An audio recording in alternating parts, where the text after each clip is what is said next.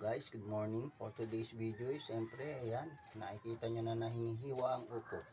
Upo ba? Patola pala. Correction. At so, isasalpakan natin ng isang giniling. Ayan, giniling. Giniling na isda sa lata. Ayan. Pero tingin ko tayo'y mabibitin. Kaya tayo ay mangunguha sa labas. We need to target mga 2 more. Meron ditong dalawa sa papaya. Ngayon naman papaya tumutubo ng patola. Ayan o. As you can see, papaya yan, umuuga na yan. Susum lang natin, ayan, diba? You see that? Ayan, ayan. Magkatungtungan ng dalawa. Ayan. We'll get it now. Para sa ating ulam for today's. And now we're going to the entry point. Open sesame.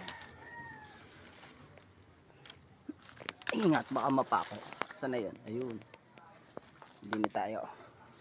Ingat sa pako. Mapako. Huwag niyong papakuin sa lady. Yun, safe. Diba? Ayan o. As you can see guys, ang dami niyan no. Ayan o. O, tingnan mo. 1, 2, 3, 4. Siyempre, yung kukunin natin, yung mas matanda, para mas masarap. Ayan. It's like this. Diba? Isipin mo. Papaya, namunga ng patola. Saan ka pa? Dito lang yan. Only in the Philippines. Ayaw wait nga, ito muna. Uy, uy, uy, uy. Wag ka dyan. Yun. The other one is kahit cover ka pa, I can see you. Yun. Buti ito kumapit.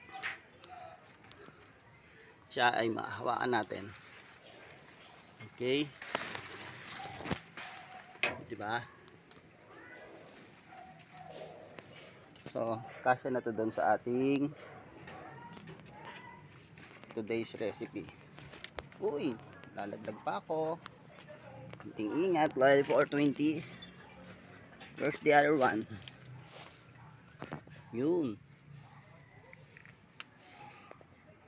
Diba? Tama-tama lang yung thumbs ito guys. Para sa ating recipe for today. Ano may paglilingkod ko sa'yo?